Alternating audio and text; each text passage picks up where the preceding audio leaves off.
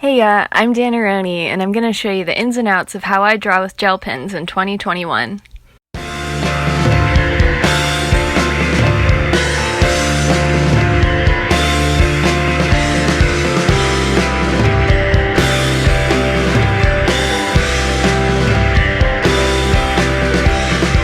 To get a cleaner, more symmetrical piece, I will start sketching digitally. When I've created a sketch I'm happy with, I'll bump up the contrast of the sketch to black and white so I can trace it accurately with a pencil over the brightness of the computer screen. While I do that, I'm using a woodless 4B pencil. The difference between a 9B pencil and a 9H pencil is a spectrum of softer to harder lead. This 4B I'm using is softer, making it lay down darker on the canvas. I personally prefer the look of a softer sketch and find it easier to achieve with a 4B. Once I have the sketch traced onto the paper, I take my ghillie and trim the excess paper off and still try to leave some space so that the subject is centered. For my line art, I almost always use colored Staedtler Tri-Plus fine liners with a 0.3mm tip. I love these pens for a couple of reasons. They come in a huge spectrum of colors, and if you're only using them for line art, they will last a super long time. Plus, depending on the paper you're using, they won't bleed through to the other side. I like to use a carefully selected amount of darker to lighter colors, keeping in mind where the shadows and highlights will go in the finished piece. I'm now erasing the pencil sketch with a Tombow plastic eraser. There are a lot of available sizes for plastic erasers, including a mechanical eraser, which is fantastic for carving out details. I just started using one this year and I love it, so I highly recommend a mechanical eraser if you're making a lot of traditional art. Now it's time to pick out the gel pens for the flat color.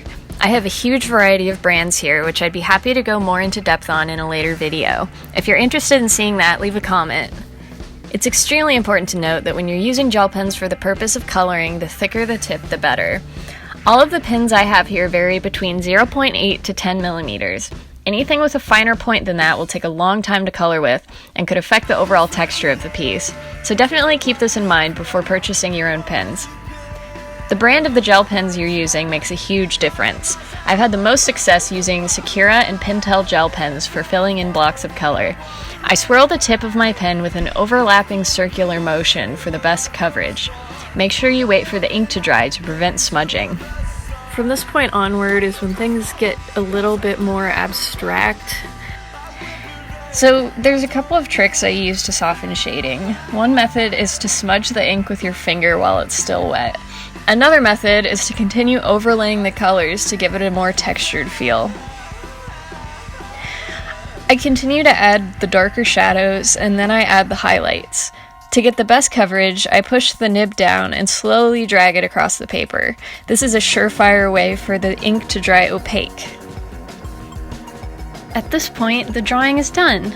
I'm just going to add some finishing details like paper and stickers I found at my local thrift store.